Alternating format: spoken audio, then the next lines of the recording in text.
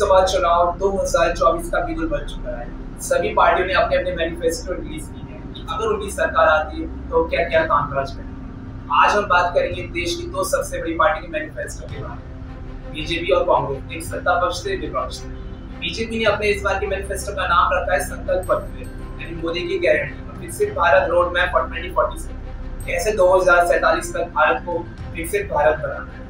BJP ने कुछ वादे गिनाए कि अगर मोदी की हैट्रिक होती है, तीसरा टर्म आता है, तो क्या क्या काम करेंगे। पहला है वन नेशन वन इलेक्शन, यानी कि एक राष्ट्र में सिर्फ एक चुनाव होगा, लोकसभा और विधानसभा सिर्फ एक साथ चुनाव कराएगा। इससे देश का काफी खर्चा बचेगा। अभी क्या होता है कि लोकसभा चुनाव होते हैं, उसके बाद विधानसभा के चुनाव होते हैं। एक राज्य के चुनाव खत्म होते हैं, दूसरे राज्य के शुरू होते हैं। इससे देश का काफी खर्चा होता है। इसलिए one nation one election, uniform civil code, समान नागरिक कानून, देश के हर नागरिक के लिए, हर धर्म के लिए सिर्फ एक ही कानून लागू होगा, सबके लिए सिर्फ एक कानून होगा, सबको जो मानना होगा। यूनिफॉर्म सिविल कोड, अभी हर धर्म के लिए अलग अलग कानून होता है, हिंदू का अलग कानून है तो मुस्लिम का अलग कानून है, सबके अपने अपने कानून है। लेकिन यूनिफॉर्म सिविल कोड आने से सबके लिए एक कानून लागू होगा। जैसे इंडिया में पहला राज्य बन गया उत्तराखंड, जिसने यूनिफॉर्म सिविल कोड लागू किया है। तीसरी बात जो उन्होंने गिनाई है बीजेपी ने, वो है इंडिया का ओलंपिक बिड। इंडिया ओलंपिक के लिए बिड करेगा, पूरी कोशिश करेगा कि 2036 के ओलंपिक भारत में हो। ये काफी अच्छी बात है, काफी बड़ी खबर है। चौथी बात है इम्प्लीमेंटेशन ऑफ सीएए, यानी नागरिक संशोधन कानून, यानी कि जो हिंदू, सिख, ईसाई माइनॉरिटीज है इंडिया की नेबरिंग कंट्रीज में, जैसे कि बांग्लादेश, अफगानिस्तान, पाकिस्तान, उनको कैसे भारतीय नागरिकता को देना, जो 2014 से पहले रह रहे हैं, ये हो जाएगा बाय सीएए, नागरिक संशोधन कानून से।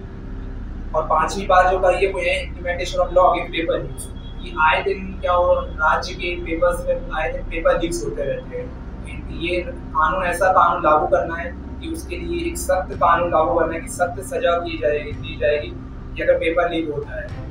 बीजेपी ने तो कुछ ये वादे, बड़े बड़े वादे किए हैं जो वो बताएंगे, लेकिन उन्होंने अपने गिनाए भी हैं पिछले 10 सालों में मोदी गवर्नमेंट ने क्या क्या काम किया, उनको भी मैं आपको बता देता हूँ। तो बीजेपी ने बताया है कि 4 अलग वर्गों के लिए काम किया गया है, यानी कि GYA फॉर 2047, G फॉर गरीब, Y फॉर यूथ, A अन्नदाता और A नारी शक्ति।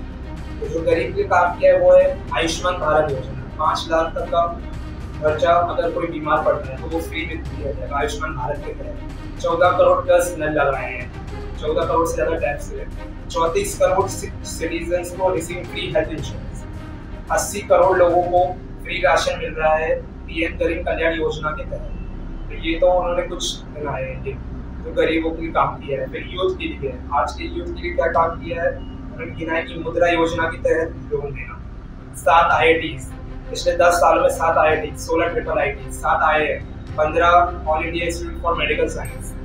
थर्ड लार्जेस्ट इकोसिस्टम बन गया है स्टार्टअप के मामले में इंडिया, वैसे पहले नंबर पे और चाइना दूसरे नंबर पे।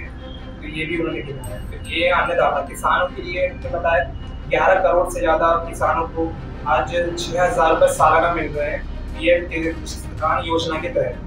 5 गुना एग्रीकल्चर का बजट बढ़ गया है 2013 से 2024 के बीच। 4 crore farmers are protected under the PM Fasal Bima योजना, ये हो गया है किसान। और नारी शक्ति के लिए उज्ज्वला योजना, सिलेंडर्स दिए गए हैं, ट्रिपल तलाक स्कीम खत्म कर दिया गया है। ये कुछ बीजेपी ने अपने पिछले 10 साल के काम को गिनाया है, GYA फॉर 2047। ये तो हो गया बीजेपी का संकल्प पत्र के बारे में। अब बात आती कांग्रेस ने इस बार का अपना जो मैनिफेस्टो रिलीज किया है उसमें उन्होंने नाम रखा है न्याय पत्र, यानी कि उन्होंने इस न्याय पत्र को एक और न्याय पत्र को उन्होंने नाम दिया है पंच न्याय, और 25 गारंटी भी उन्होंने थीम रखी है पार्टी की। तो कांग्रेस ने अपने न्याय पत्र में 2019 का ही गिनाया है। उन्होंने जो 2019 पिछले दूसरे टर्म, पहले टर्म जो मोदी का गवर्नमेंट था, उसके एनालिसिस के बेस में शुरुआत को 2019 के ही कुछ मुद्दे से कर। उन्होंने गिनाया कि युवाओं की नौकरियां जा रही हैं। आज इंडिया में युवा अनएम्प्लॉयड है, इतने सारे लोग अनएम्प्लॉयड हैं। IIT बॉम्बे का भी उन्होंने जिक्र किया है, कैसे 36% लोगों को, बच्चों को नौकरी नहीं मिली है।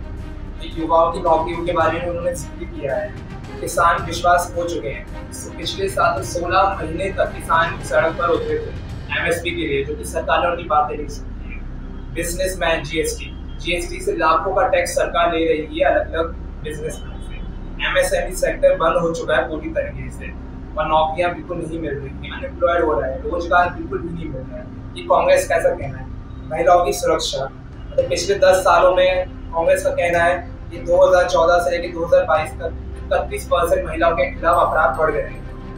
सरकारी संस्थाओं का सरकार गलत उपयोग कर रही है, जैसे कि उन्होंने ईडी का जिक्र किया है। सरकार ईडी का गलत उपयोग कर रही है। ऐसा लग रहा है कि ईडी बिल्कुल स्वतंत्र नहीं है, बिल्कुल सरकार के कंट्रोल में है।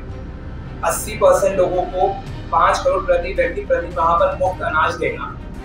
कांग्रेस का कहना है कि अगर इतने लोगों को अगर सरकार मुफ्त में अनाज दे रही है तो कैसे हम विकसित भारत हैं। तो सरकार पे ही इतनी बड़ा फर्क अगर डिपेंड करता है तो कैसे आज हम विकसित भारत कह सकते हैं, ये कांग्रेस का कहना है।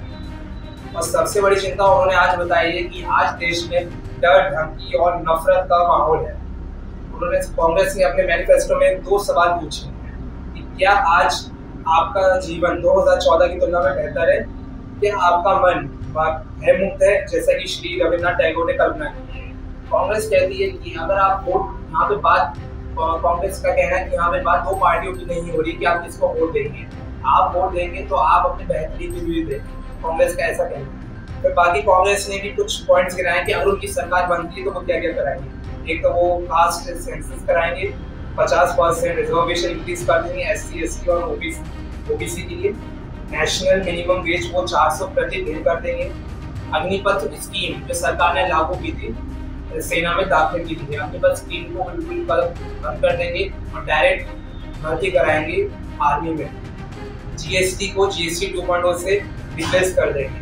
10% कोटा रखेंगे जॉब्स अलग अलग इंस्टीट्यूशंस में, इकोनॉमिक वीकर सेक्शंस में। तो ये तो है कांग्रेस का न्याय पत्र और बीजेपी का संकल्प पत्र। तो आपने दोनों चीजें डाली हैं, ये अब आपके ऊपर है, आपको डिसाइड करना है कि आप किसको वोट देंगे, क्योंकि आपका एक वोट देश के लिए होना चाहिए। आपको ये देखना होगा कि आपके लिए बेहतर क्या है। आप जब वोट देने जाएं तो ये वोट देने के वक्त ये ध्यान में रखें कि आप किस बेसिस पे आप वोट दे रहे हैं। किसी पार्टी को आप वोट नहीं दे रहे हैं, आप अपने देश के लिए वोट दे रहे हैं। आपका एक वोट बहुत इंपॉर्टेंट है। अगर आपको वीडियो पसंद आई है तो कमेंट सेक्शन में ज़रूर बताएं।